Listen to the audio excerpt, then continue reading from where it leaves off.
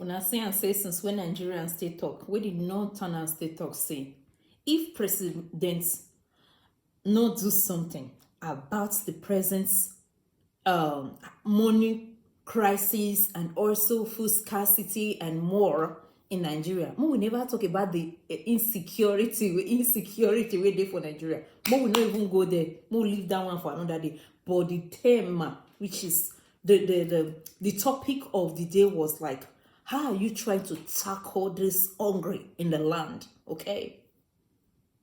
Suddenly, I see say they go they do meeting left and right.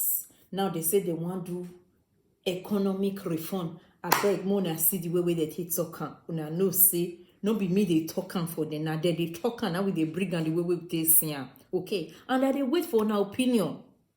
Una they say they believe say this man will fit help us. Abi we don't pass that place. President on media and publicity during Gilani. Tonight we're discussing President Tinubu's economic reforms and other matters. Mr. Gilani, thanks for staying with us on politics tonight. Now, before we move on to other issues, let's go back to the implementation of the Steve Orosaye report. Has a decision been made on what commission, what agency or parastatals that will be scrapped, relocated or merged, or do we still wait for some development on that? Thank you very much. There were concrete final decisions taken today in the Federal Executive Council meeting under the leadership of His Excellency, Mr. President.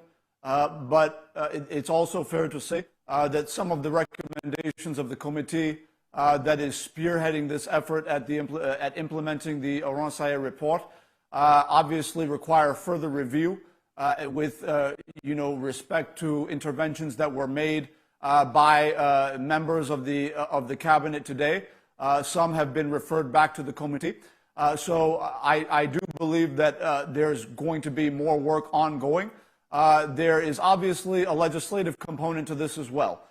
There's going to be a point at which certain laws establishing some of these federal departments and agencies and commissions will require some form of amendment, particularly where you have a merging of two different institutions, or where you have the scrapping of an institution, or where you have the reform of any other type of institution. These are some of the questions that will have to be dealt with. But the president is very clear. He is not going to allow for any form of dithering or delay.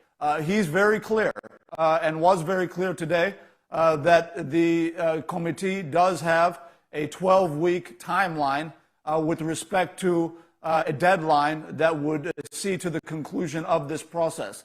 He doesn't just want a tidy and surgical, restructuring of these agencies. He also wants to ensure that it gets done in a timely fashion so the business of government can move forward smoothly and quickly in delivering the dividends of democracy to our people.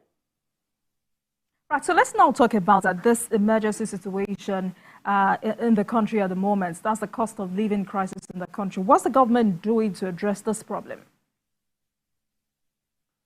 So in addition to much of what I have stated earlier in the program, I think it is extremely pertinent to note that His Excellency, Mr. President, is going to live up to one of the most central campaign promises during the last presidential election campaigns, which was the establishment of a national consumer credit system. The reason why I mention this, and the reason why it is so absolutely central to what ultimately the administration of President Bola tinubu will be remembered for, is the fact that it is a measure that deals with the actual quality of life of every Nigerian citizen and Nigerian family living in the country. You would recall, and I want to detail this very carefully so that our people will have a clear understanding of what I'm referring to. First of all, it is no secret that over the last several decades, we have had a really troubling scenario for Nigerian families where if you want to pay rent on a flat or a bungalow where you're living with your family, you're going to be asked by your landlord to pay 500,000 naira or 1 million naira or a few millions of naira up front in cash for the year. with no recourse, no concern for those Nigerian families in terms of where they're going to find the money, how they're going to be able to afford that within their legitimate income. And we know the impact that that has had on driving the motive behind corrupt practice within the federal bureaucracy and within state and local bureaucracies.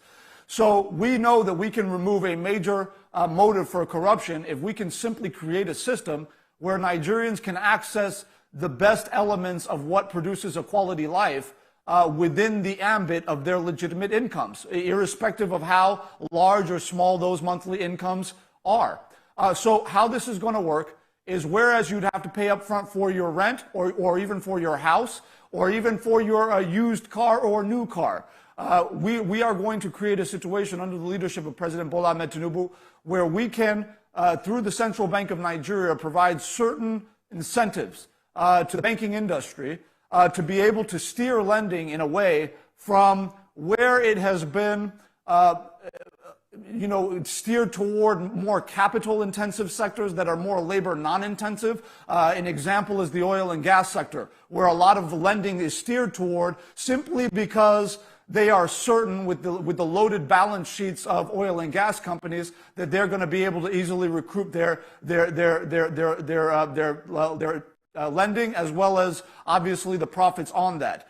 We are actively encouraging the banking industry to say, look, we can actually steer that lending toward the real sector, the productive sectors of the economy that are labor intensive, that will have a real impact on Nigerian families by providing credit facilities, essentially this consumer credit system, enabling Nigerians to say, look, if I'm a civil servant, I want to be very practical about this. I'm a civil servant. I have a monthly income of 300,000 naira, for example, or 250,000 naira, for example.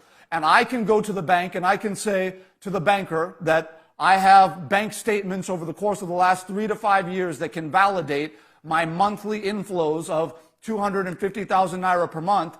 Then the bank can now have confidence to now say, okay, there's some predictability here. He or she can guarantee us that this is the income.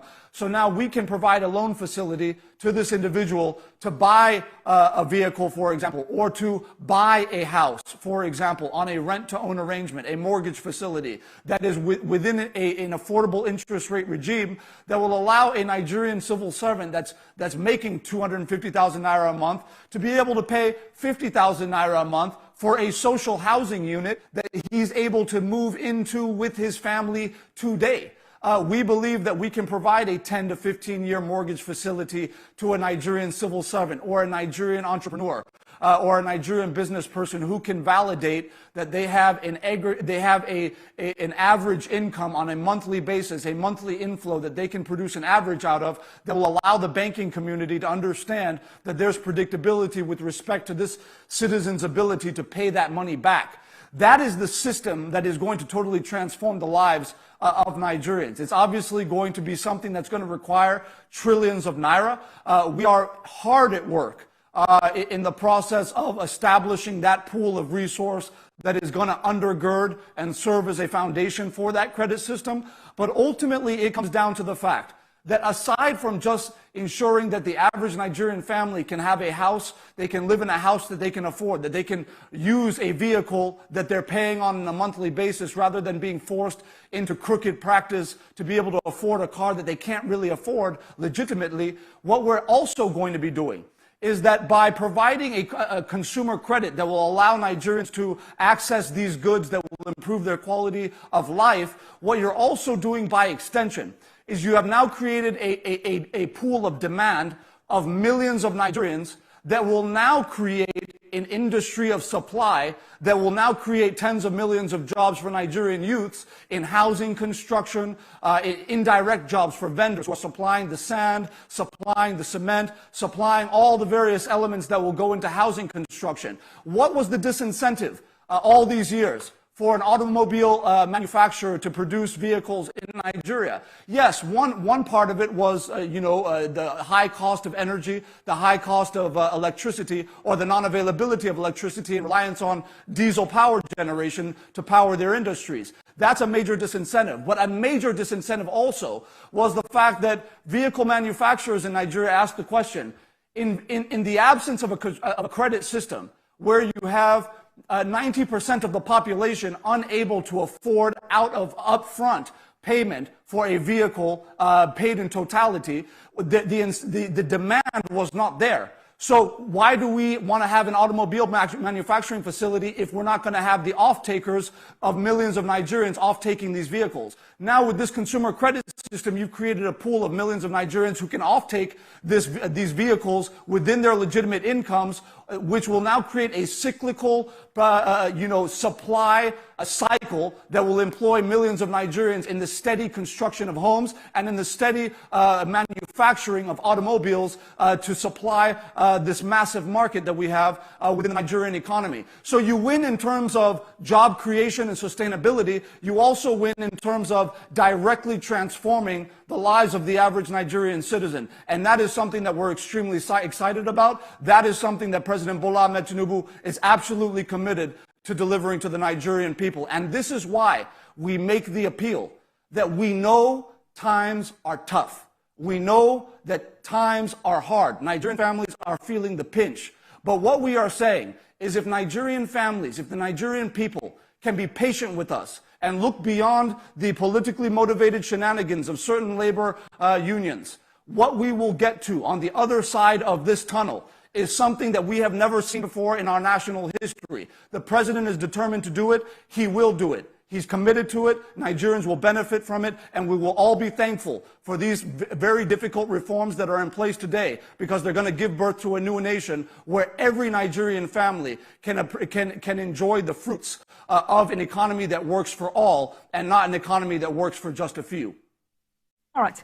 So how about currency stabilization? How does the president hope to strengthen the naira? There are so many interventions that His Excellency President Bola Tinubu is putting in place with respect to the stabilization of the national currency. I think, first of all, it is dealing very decisively and directly with the actors, the malign actors in the foreign exchange markets who are actively engaging in sharp practices at the detriment and expense of the Nigerian currency, the Nigerian people, and the Nigerian economy. So that's one part of it, some of which has already been announced by the EFCC, the Office of the NSA, as well as the Central Bank of Nigeria, some of which is more covert for now due to the obvious sensitivity around some of the investigations and operations that are currently being undertaken by some of the institutions I've mentioned, including the Nigerian Financial Intelligence Unit, amongst others. Now, with that said, I think there's also an element to this that deals with the fact that we are dealing with foreign exchange illiquidity. That I'm not breaking news tonight by saying that. Everyone understands that we have a foreign exchange cash crunch, largely due to the extensive malfeasance that occurred under the previous leadership of the Central Bank of Nigeria. That's no secret. But we're not focused on a blame game or lamentation. We're focused on finding solutions and implementing them as quickly and as efficiently as possible. What we are now facing is a year in which, and this is why earlier in the program when I was talking about the refinery rehabilitation, the tendency is to hear something like that and say, oh, okay, that's the oil and gas sector.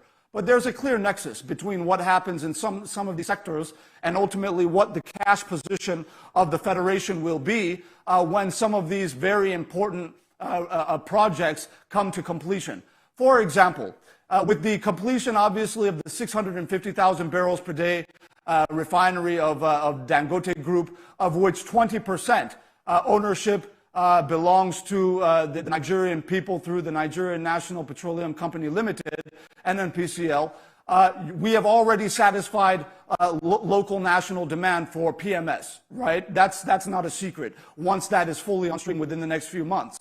Now, in addition to that, by the time you now add to that the nearly 200,000 barrels per day capacity of the Port Harcourt refinery, in addition to the joint 200,000 barrels per day coming from the Warri and Kaduna refineries, 100% publicly owned, 100% owned by the Nigerian people with